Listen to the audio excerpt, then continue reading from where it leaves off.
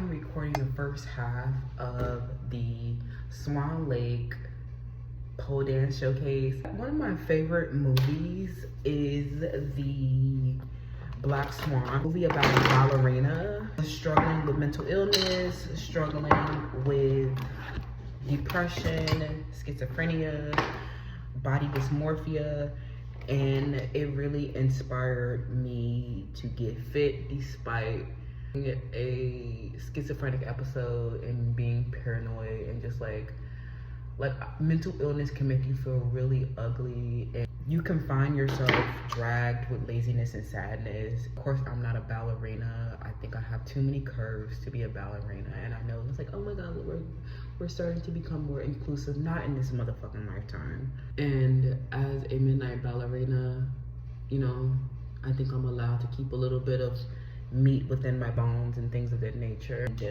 The point of the Black and White showcase is to like invite you to embrace asymmetry within your life and embrace the full radiance of the universe. Like getting flexible for pole dance and becoming a midnight ballerina, like it has taken so many lessons from the ballet, the theater, and just like I have so much respect for ballerinas and just like in aerialists too. It's just like the way that we train our bodies for this for our whole lives. People will sometimes not think that it's worth it, but sometimes, you know, this is exactly what liberates us, is to be able to open our body, to be able to move our body in a way that we previously couldn't. And movement matters, and movement has been a privilege that I haven't had in my life. And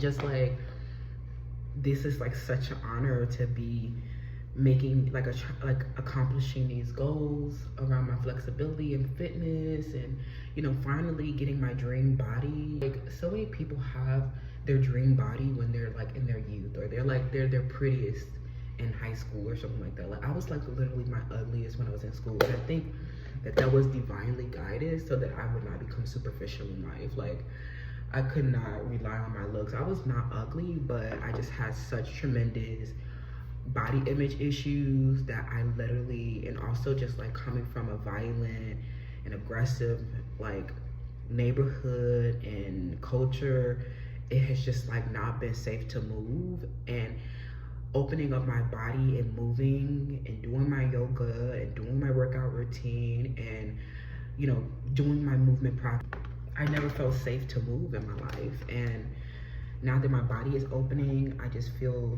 like myself, and I feel like I fixed myself so much since being bullied and not being allowed to move. And I just want to continue to like enforce or encourage you guys to continue moving, because for safety precautions, especially those with trauma, your instinctual responses to things can be severely impacted if you are not moving. Please continue to move, and this showcase is a celebration of moving beyond the black and white that told me that I couldn't move, like that told me that I didn't have the privilege to move. And even like coming into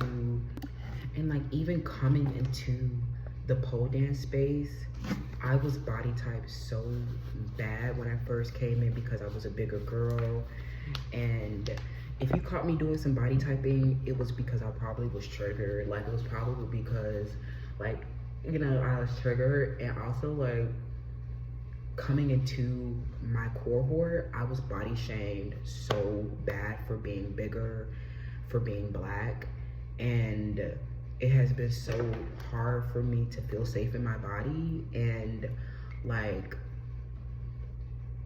you know, I've been letting people understand the negative implications of body typing, like, and body typing you right back, you know what I'm saying? Like in certain spaces, you know, there are different body types that are preferred in different spaces. And a lot of times, like in this pole dance space, you know, I just have been realizing that like movement is a privilege, and there's a lot of like criticism and critical observation of your movement, and a lot of things can make you feel so unsafe to move, like bullying and body typing, and just like you can feel the negative vibrations on people, you know, who body type, and that really can impact you, create so much tension and resistance within your life because somebody is like obsessed with your form and obsessed with how you move and even trying to restrict you from moving. Like, I just think that it's so strange and scary, and I can see how a lot of women, especially victims and trauma survivors, could be so inhibited. Like, Renaissance is a celebration of freedom, and that is just liberated to move, liberated to exist, free from judgment, free from your validation, free from your approval. You don't need anybody's approval to move, you know what I mean? So that's one thing I had to learn in my life, and I definitely want to thank, like, you know, some of my unconventional relationships where we have been fluid within our sexuality, and they've made me feel okay to move, like, and love the way I moved or help me understand how to move. So I always just want to, like, you know, not just about racial differences with black and white and symmetry, but also about gender issues, sexuality issues, religion issues. Embrace a full spectrum so that you are not bound by outmoded and limiting beliefs. Real quick, this is the wig that I'm wearing. And so let me see how it fits on, how it looks. Not too puff balls. Cover the hairline.